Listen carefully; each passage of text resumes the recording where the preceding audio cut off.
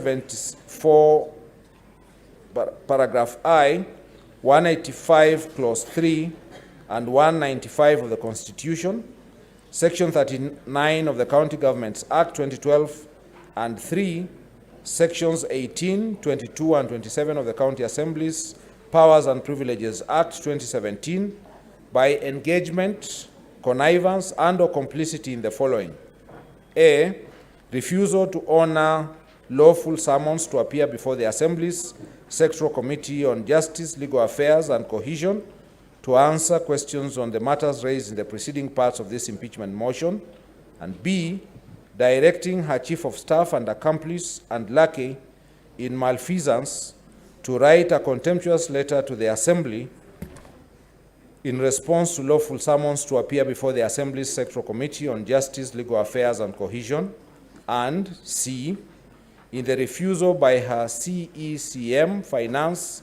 and County Secretary to furnish documents to the Assembly on the frivolous grounds that 1, an inchoate audit process was underway, and 2, the matters raised by the Assembly were sub judice, the latter frivolous ground being also disingenuous and contrived when viewed against the fact that the Governor has already been convicted of contempt of court.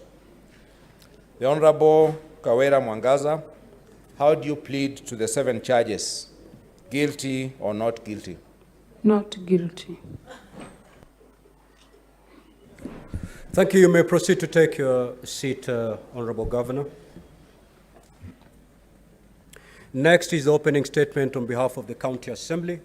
Council, you have exactly 30 minutes.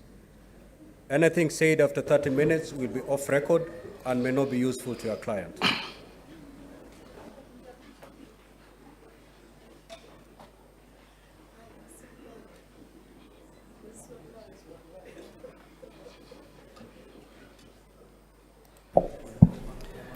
Order number 3, hearing and determination of the proposed removal from office by impeachment of Honorable Kawira Mwangaza, the Governor of Meru County.